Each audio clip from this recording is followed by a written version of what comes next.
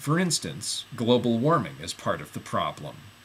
The change in climate is going to affect rainfall patterns around the world. That's going to reduce the food productivity of a lot of farmland. So if farmers can't sell enough food anymore to pay their land taxes or whatever, what are they going to do? They're going to lose their farms, and then they're going to have to go find somewhere else to live and find some other jobs to do to earn their livings. This giant immigration, global warming, war, recession problem is no longer a scientific problem of scientists not being able to figure out what's happening.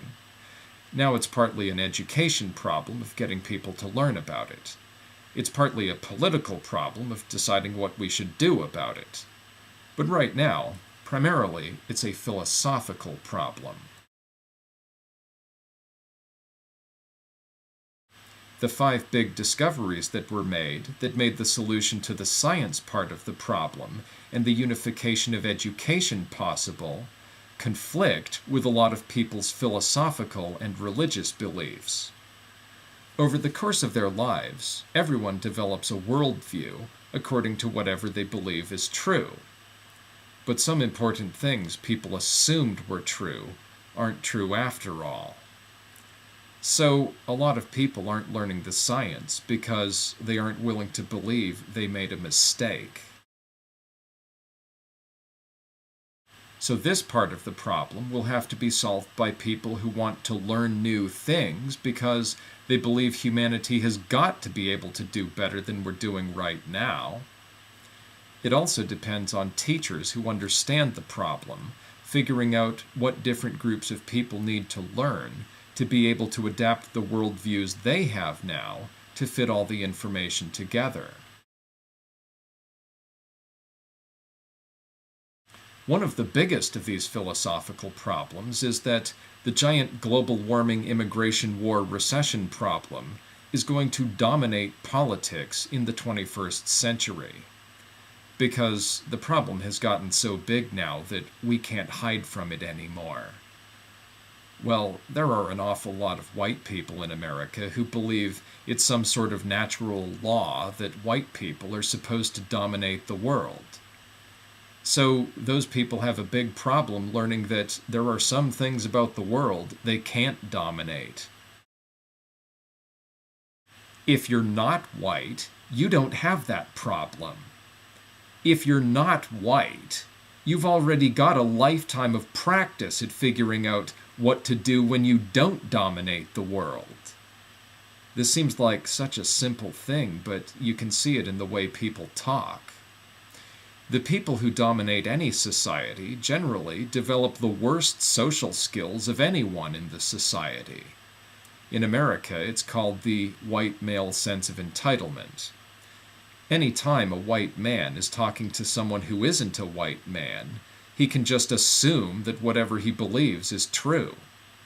Because he learned to talk in a society where white men are so much more powerful than anyone else that people who aren't white men get in trouble for disagreeing with white men, so they don't dare.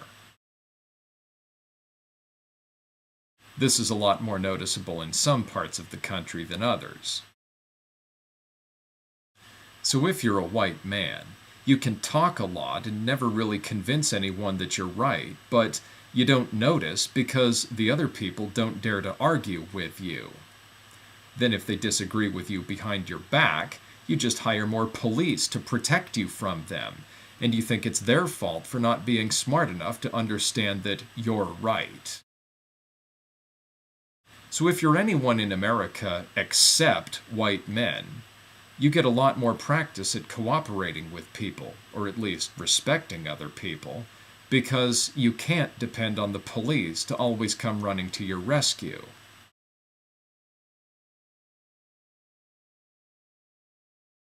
Another problem is that biology is the study of the cycles of life. But a lot of people in the United States have the luxury of only seeing the parts of life they want to see. People go to college to learn how to make a lot of money so they can get higher standards of living. But higher standards of living means getting someone else to deal with the things they don't want to deal with. Now here we are, with this gigantic problem facing everyone, and the scientists who are writing the books about their discoveries are writing them for college-educated white people. I don't really see what the point of that is, except that scientists write books for people who talk like them, and then publishers publish books that are written for the people who have the most money. But white people are probably doing the least to try to solve the problem because they're the least affected by it.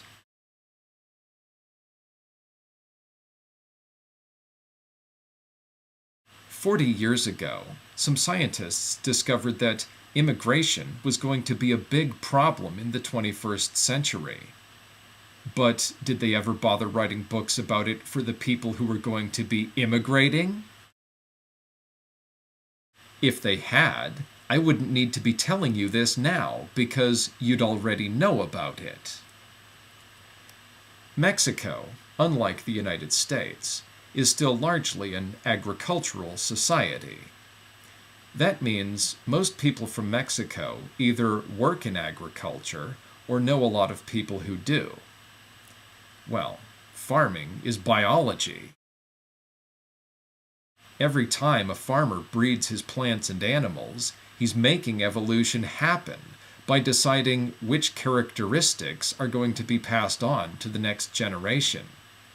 The only thing that leaves is getting used to the idea that the cycles of life have been going on for a really long time. Likewise, if you live in an inner city, or you've served in the military, you know a lot about the cycles of life. You know a lot about the physiology of life and death because you depend on using your mind and body to stay alive. And that's a big part of biology too.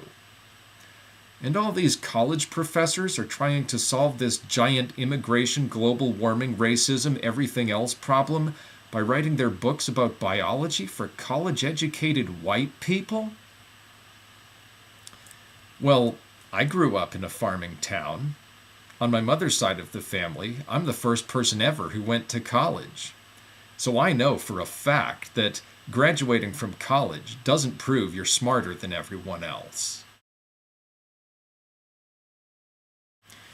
If all the brown people in America, who already know a lot about biology because they work on the farms and live in the inner cities and serve in the military and do all the things the rich white people don't want to do, learn the facts about why people's living conditions become intolerable in the first place, what do you think will happen?